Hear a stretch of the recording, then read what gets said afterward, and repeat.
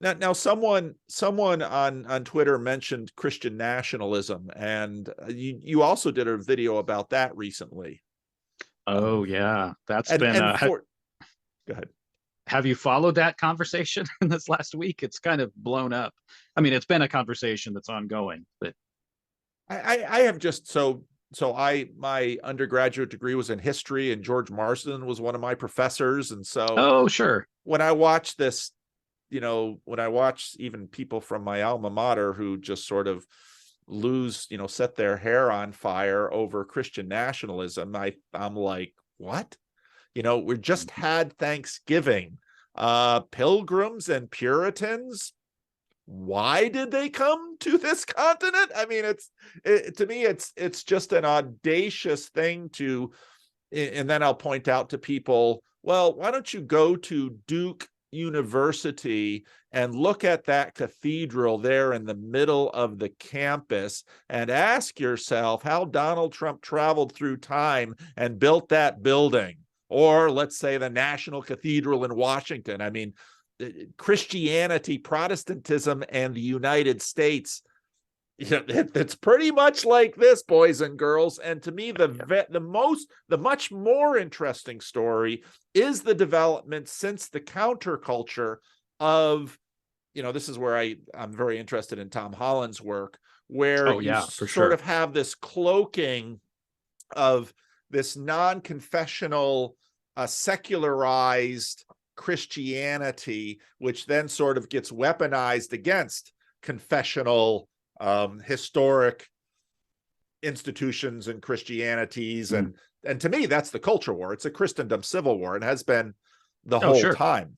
So, but I don't know what kind of stuff. The history, there's a reason that the Reformed, you can find the Reformed, in places like Switzerland and the Netherlands and then the Americas, because these were the fringes of political power and unity in Europe. Yeah. Whereas, Lutheranism in Europe had, quite a bit more, in the Scandinavian countries. Right. Of course, Kierkegaard responds to that. So Lutheranism and its relationship with state power Hmm. is a bit different from the history of, let's say, the Reformed churches and their relationship to state power. Yeah, it very much is. And that relationship to state power has not always been good. I would say sometimes it has and sometimes it hasn't. I think that the alignment of the church and the state in a way that you see, say, in Germany immediately post-Reformation, I think works pretty well. The prince is generally viewed as the kind of guardian of the faith in some way, and you would see still that language. The British monarchy, for example, which obviously was Lutheran, um, but there are I think, some pretty significant parallels actually with England as well. So, the prince was never the one to establish doctrine, right? That was the role of the church, but it was the role of the prince to protect the church. Luther wrote a treatise on, Christian schooling that was to be public schooling. So I think a lot of the kinds of things that you see in early America are pretty similar to some of the things that were defended, obviously no monarchy, but in terms of some of the principles that you see laid down in Luther. Luther was also, adamantly opposed to kind of public blasphemy as something that could be actually punished by the prince in some way. He did not believe in the execution of heretics, though, which, Calvin, at least in the case of Servetus, certainly did.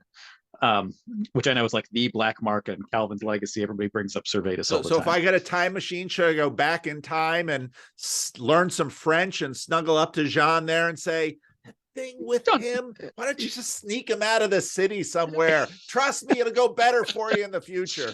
I think so. I think so. Luther's got his black mark too, which is his treatise on the Jews, but that's another question. Yeah, so there has always been, there's no and I would say there's no understanding prior to, very recently, that there's such a thing as a secular state. I mean, the idea of secularity, I think, is a totally new concept. The notion that you can have any kind of nation or culture that is just kind of religiously non-committal, I think is just an absolute impossibility. I don't think it works. You have to have some kind of idea of a unified common good. And without any idea of a common good, I just don't know that you can have a society. And we're starting to see that right now.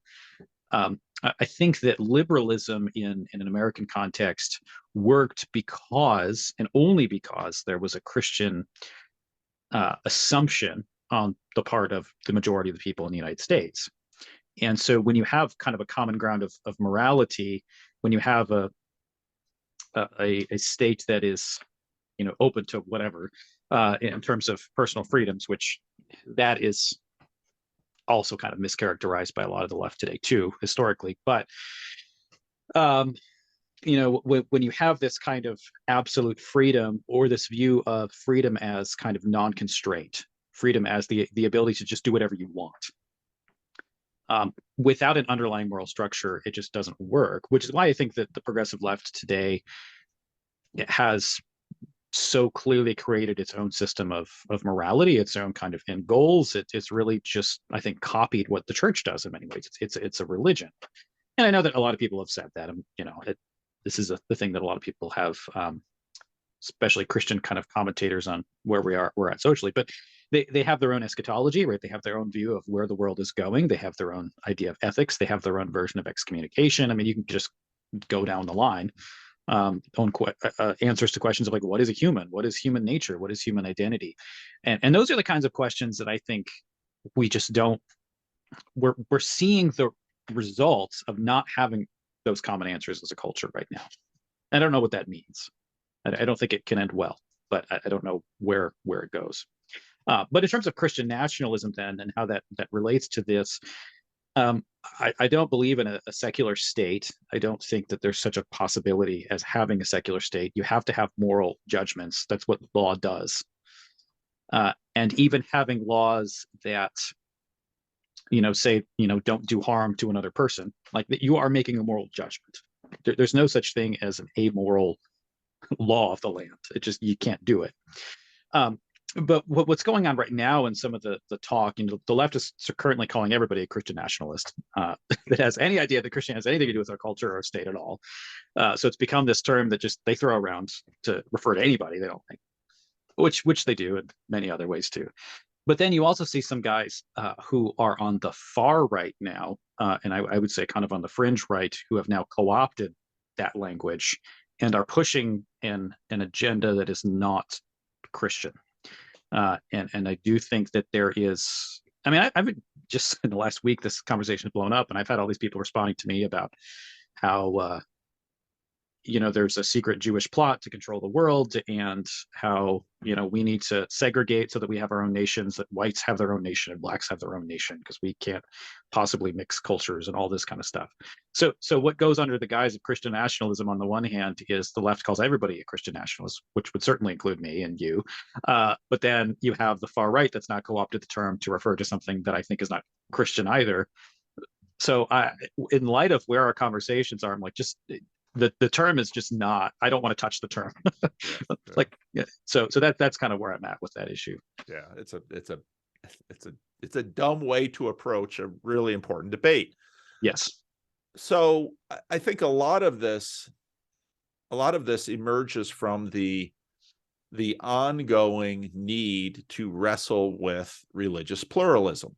Yes. And in some ways, there is a lot in the period of the Reformational period that we can learn that has been deeply foundational, especially for the American system, of trying to recognize pluralism, limit the power, limit the use of state power with respect to religious convictions. I mean, it's a really delicate balance. It is. Recognizing that you will not have a set of law without religious presuppositions and assumptions, no matter how implicit or unconscious, while at the same time also recognizing that you do need a degree of tolerance for pluralism among these things, and then to establish a system that actually can sort of keep those things together in a way that doesn't devolve into bloodshed in how many different ugly ways. And it's really hard. And I mean, I don't have the answer for it. And I don't. it's we should feel deeply grateful that, in fact, despite that, because it is so very, very difficult, Yeah. in many ways in the United States, with the dramatic exception of the American Civil War, we, for the most part, done better than one might expect, even given all of the, even given Jim Crow and, all of the sanctioned use of violence, or at least tolerated use of violence in our country. We've in some ways done better than Europe. I think so. Absolutely. We've absolutely done better than Europe.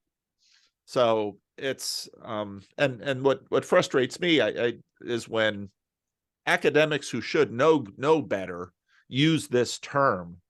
People who know history use this term, and I think this is just simply irresponsible.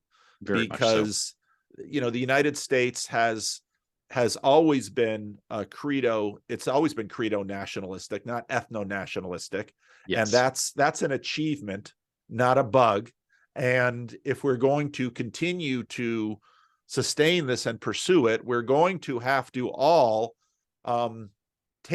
use care with the caution, with the commons of language, because language is a commons, and it requires the responsible use of all within that commons, which, in terms of the rise of Jordan Peterson, I think part of, even though he didn't identify it in this way, language is a commons that requires everybody's participation, including the state, of having a degree of toleration, and especially the use of the state limiting its own power with respect to a number of these goods, and figuring out where state power is and is not appropriate. So. Right.